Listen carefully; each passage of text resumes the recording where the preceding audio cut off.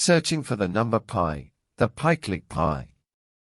With the method of adding sides of polygons inscribed in the circumference, and equivalent series methods, to obtain the number pi, what we get is a sum of many straight lines, sides, that is also a straight line, but not a curved line or circumference. And the question would be, can we ensure that this circumference extended in a straight line measures the same as before in the form of a circle? Well, we cannot. What's more, if we look at other properties of the lines, such as the consequence of the loss of dimension of a straight line when we curve it, curvature theorem, then we could reach the conclusion that it is not completely this procedure for adding the sides of inscribed polygons is correct, since this gives us a straight line and not a curve. So how could we proceed to apply the two theorems that operate here? Curvature theorem, dimension is lost when curving, and string theorem, the strings will always be less than their arcs. From my point of view it can be simple.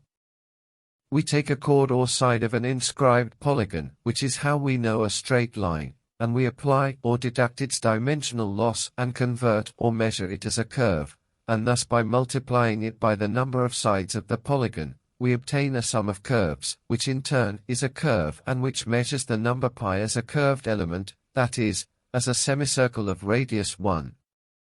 So they could argue, yes, but that is impossible to adjust in practice.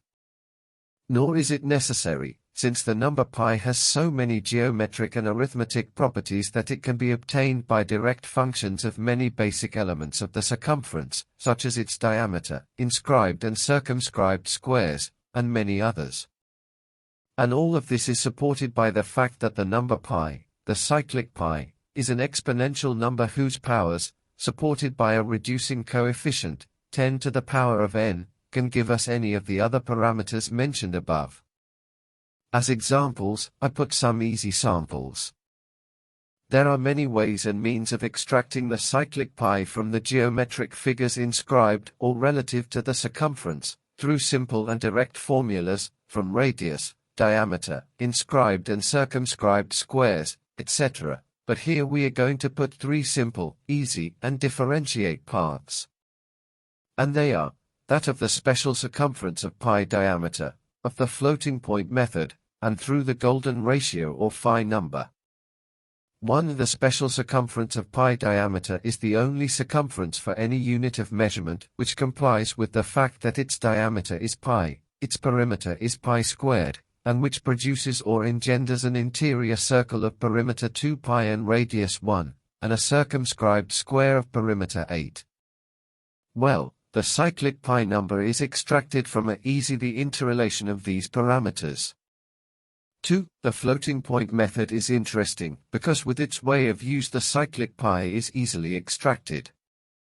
This is done by raising cyclic pi to successive powers, and expressing its results in floating point. As we see when we get to the 17th power, the floating point result is 2 by square root of 2. But if we now proceed from here in reverse, from 2 square root of 2, we obtain the cyclic number pi. 3. With the use of the phi number, we obtain an interrelation formula between pi and phi, with which we can extract one from the other.